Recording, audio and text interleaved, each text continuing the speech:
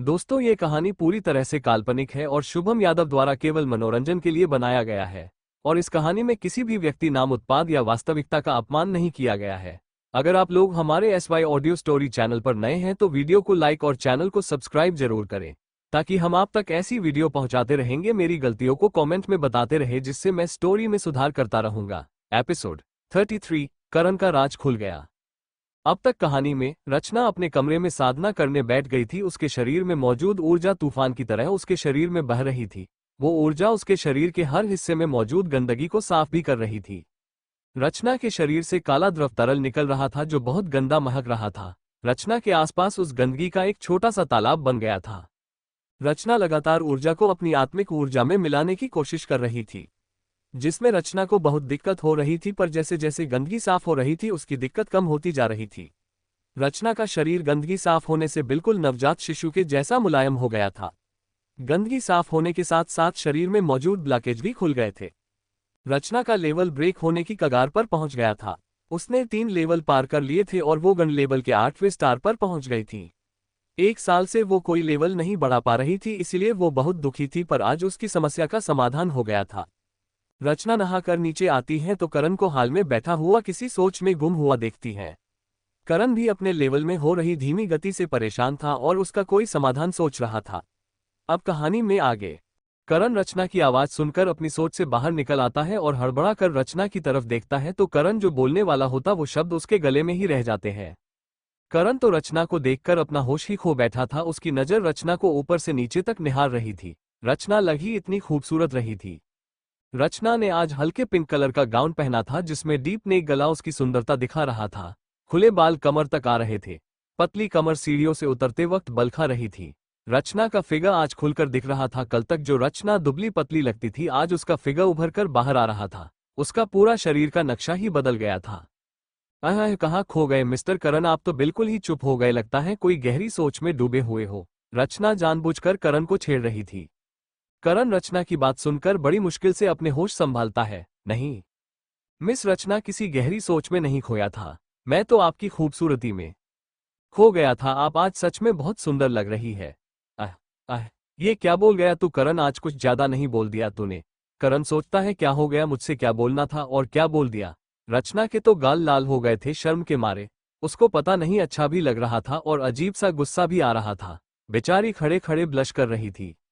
क्या लड़का है ऐसे, कोई सीधे तौर पर थोड़े बोलता है कि आपको देख रहा था।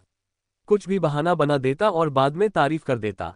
रचना आकर करण के सामने बैठ गई, पर करण का ध्यान तो उस पर से हट ही नहीं रहा था। जब रचना उसके सामने की कुर्सी पर बैठ गई तब जाकर करण को होश आया। करण सोचता है आज तुझे हो गया है। करण कुछ तो लिहाज कर, तेरी खुद की भी कोई इज्जत है। करण अपने आप को संभालता है और मिस रचना को चाय सर्व करता है। रचना चाय का कप लेते हुए कहती है, वैसे मिस्टर करण, हमें यहाँ आए काफी वक्त हो गया है। ये कौन सी जगह है और क्या यहाँ कोई नहीं आता है? पूरा महल खाली है, तुम्हारे अलावा यहाँ कोई नहीं है। करण रचना के सवाल सुनकर कुछ देर चुप रहता है। थोड़ी देर बाद बोलता है, मिस रचना, ये मेरा पर्सनल स्पेस है। यहाँ मेरी मर्जी के बिना कोई नहीं आ सकता है। इस पर्सनल स्पेस को मुझे मेरे गुरु ने दिया था। अब ये उनको कहाँ से मिला ये मुझे भी नहीं पता।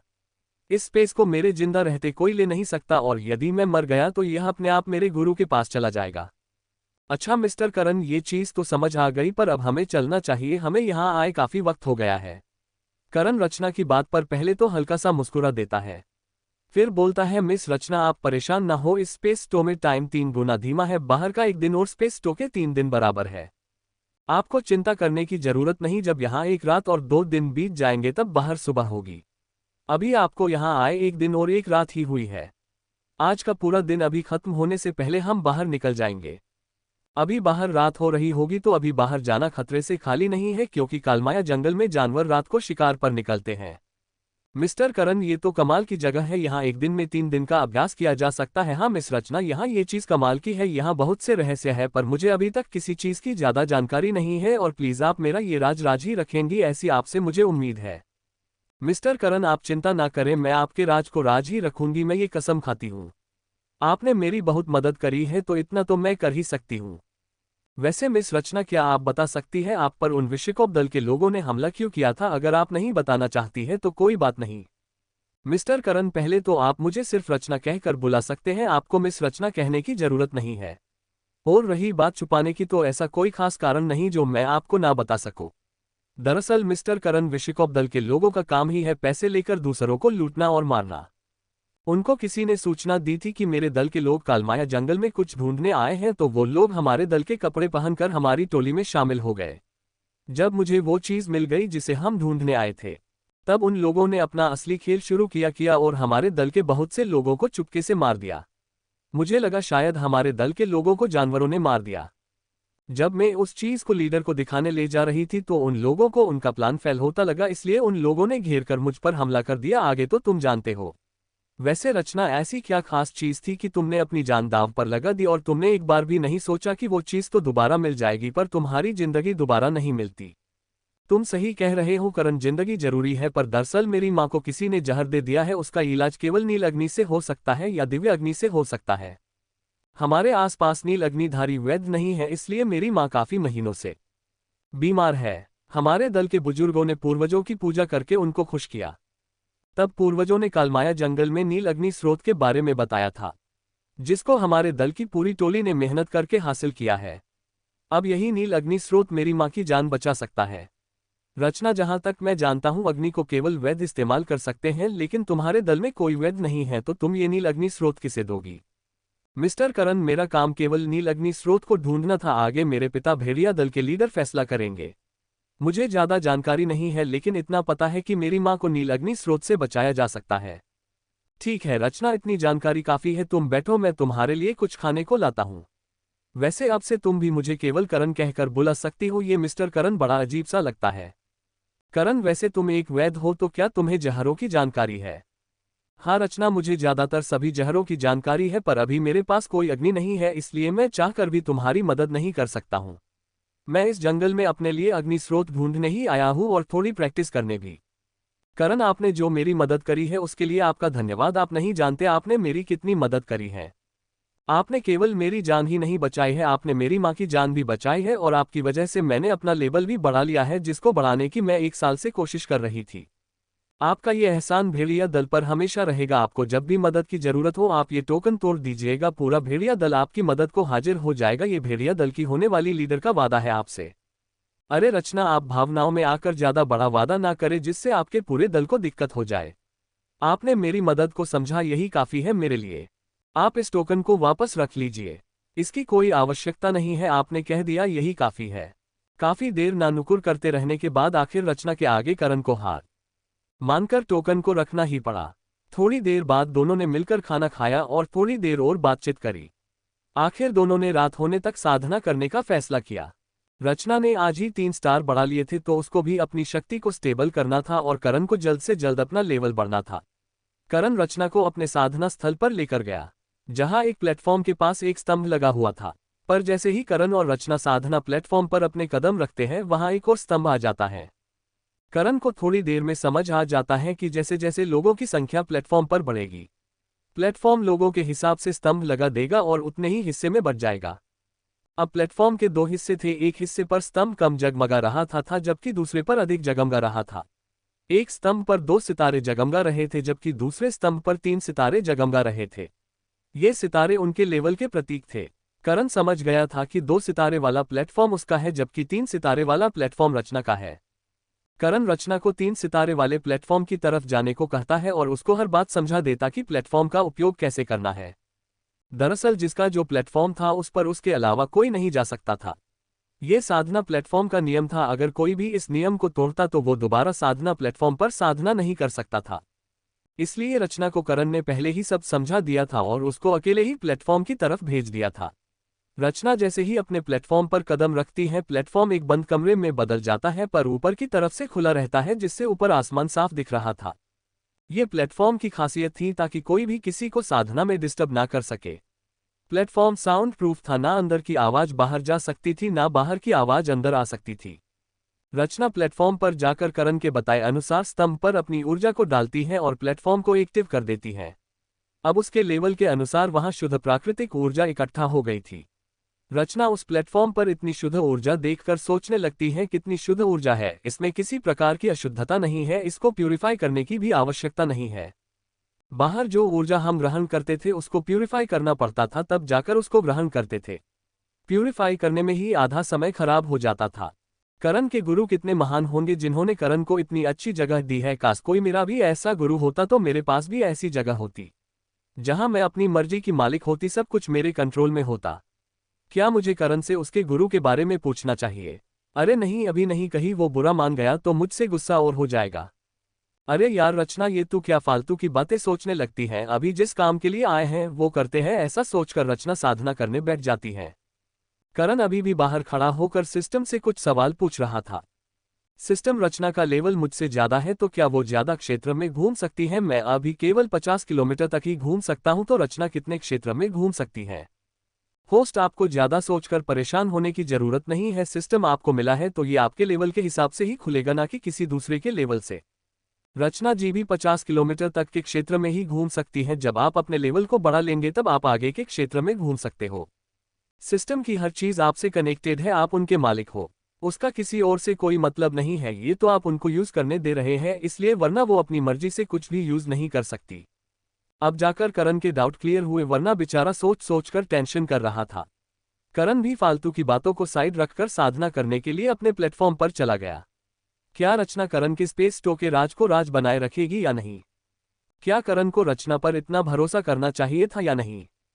कहीं करण ने रचना को अपना राज बताकर कोई गलती तो नहीं कर दी जिसको करण को भविष्य में भुगतना पड़ेगा या नहीं? सभी सवालों के जवाब जानने के लिए देखते रहिए देवपुत्र करण, सिर्फ और सिर्फ SY ऑडियो स्टोरी पर। एपिसोड 34, करण का अपमान। अब तक कहानी में अब तक आपने देखा कि करण रचना को देखकर उसमें इतना खो गया था कि उसको ये भी नहीं पता था कि वो क्या बोल रहा है। उसने रचना की खूबसूरती के बारे में सीधे ही बोल दिया, जिससे रचना शर्म से टमाटर की तरह लाल हो गई थी। रचना को अच्छा भी लगता है और अजीब सा गुस्सा भी आता है। रचना बात बदलते हुए स्पेस स्टो से चलने को बोलती है। उसको लगता था कि उसको यहाँ पर आए काफी समय हो गया है, पर करण उसको सच बताता है कि ऐसा नहीं है, यहाँ समय 3 गुना धीमा है। करण रचना के कालमाया जंगल में आने का कारण पूछता है। रचना करण को शुरू से लेकर हर बात बताती है कि कैसे उसको यहाँ जंगल में आना पड़ा और क्यों उस पर हमला हुआ।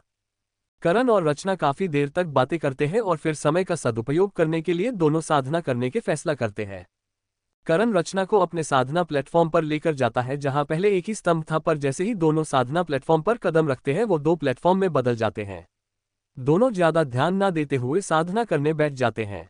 अब कहानी में आगे करण भी अपने प्लेटफॉर्म पर जाकर साधना करने के लिए बैठ जाता है, क्योंकि उसने भी एक दिन और एक रात ऐसे ही खराब कर दिए थे। करण देखता है रचना ने अपने स्तंभ को जागृत कर लिया था और वो साधना करने बैठ गई थी। करण उसका लेवल देखकर टेंशन में आ जाता है। करण सोचता है, यार रचना तो अभी मुझसे बहुत आगे है, ये प्रतियोगिता तक पता नहीं कौन से लेवल पर पहुंच जाएगी। ये अभी से गण लेवल के 8वें स्टार पर पहुंच गई है। अगर इसने मेरे साथ रुककर यही साधना करी तो ये तो बहुत आगे निकल जाएगी। ऐसे तो मैं प्रतियोगिता में पहला स्थान नहीं ला पाऊंगा।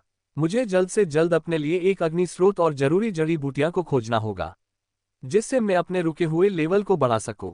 मुझे मेरे लेवल बढ़ाने की स्पीड को बढ़ाने की कोशिश तो जरूर करनी होगी। करण भी अपने स्तंभ को जागृत करके साधना में बैठ जाता है। रचना और करण दोनों शाम तक साधना करते हैं, पर दोनों में से कोई भी अपना स्तर नहीं बढ़ा पाता है। करण जल्दी से दोनों के लिए खाना बनाने लगता है और एक नई वाइन अपनी पास रखी औषधियों से तैयार करता है। करण रचना को टेबल पर बैठाकर खाना सर्व करता है। रचना करण को भी बैठने को कहती है, क्योंकि करण तो रचना के जाने के बारे में सोचकर दुखी हो रहा था। करण और रचना दोनों मिलकर खाना खाते हैं और वाइन भी पीते हैं, फिर थोड़ी देर तक कुछ बातें करते हैं।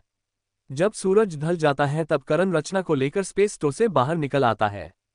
रचना बाहर आकर देखती है कि अभी तो सूरज भी ढंग से नहीं निकला था, यानी अभी तो सुबह का पहला पहर शुरू हुआ है। रचना को अब जाकर करण पर विश्वास हुआ था कि करण स्पेस स्टो को लेकर सच बोल रहा था। स्पेस स्टो में सच में समय 3 गुना धीमा था। रचना को बाहर आते ही अपने साथियों की आभा महसूस होती है। रचना तुरंत अपने साथियों के पास पहुंच जाती है। करण भी उसके पीछे पीछे वही पहुंच जाता है। रचना के 9 साथी अब लगभग स्वस्थ हो गए थे और उसके बचे 41 साथी भी वहां आ गए थे। उनकी हालत भी ठीक हो चुकी थी। रचना के साथ एक अजनबी को देखकर उन 41 साथियों की आंखें में सवालिया निशान थे, जो रचना से पूछ रहे थे कि ये कौन है। बचे 9 लोगों को तो करण के बारे में पता था।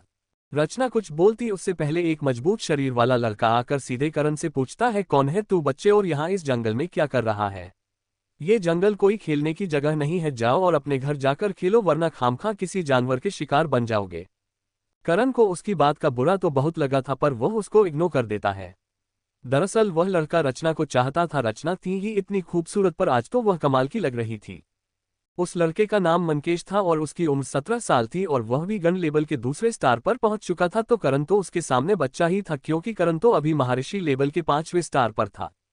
रचना उस लड़के की तरफ गुस्से से देखते हुए बोलती है, ये क्या बदतमीजी है मनकेश, करण ने सही समय पर आकर मेरी और तुम्हारे 9 सीनियर भाइयों की जान बचाई है। तुम्हें तो उनका धन्यवाद करना चाहिए और तुम उनका अपमान कर रहे हो। क्या यही है तुम्हारे संस्कार? क्या यही सिखाया है बुजुर्गों ने तुम्हें? दरअसल मनकेश भेड़िया दल के 10वें बुजुर्ग का पोता था, इसलिए शायद उसको ज्यादा ही घमंड था। क्या रचना करण के स्पेस स्टो के राज को राज बनाए रखेगी या नहीं? क्या करण को रचना पर इतना भरोसा करना चाहिए था या नहीं? कहीं करण ने रचना को अपना राज बताकर कोई गलती तो नहीं कर दी जिसको करण को भविष्य में भुगतना पड़ेगा या नहीं? सभी सवालों के जवाब जानने के लिए देखते रहिए देवपुत्र करण, सिर्फ और सिर्फ SY ऑडियो स्टोरी पर। मेरी गलतियों को कमेंट में बताते रहे, जिससे मैं स्टोरी में सुधार करता रहूंगा। आगे क्या क्या परिवर्तन होगा आगे कहानी में, जानने के लिए बने रहिए शुभम यादव द्वारा सिर्फ हमारे SY audio story YouTube channel पर। धन्यवाद।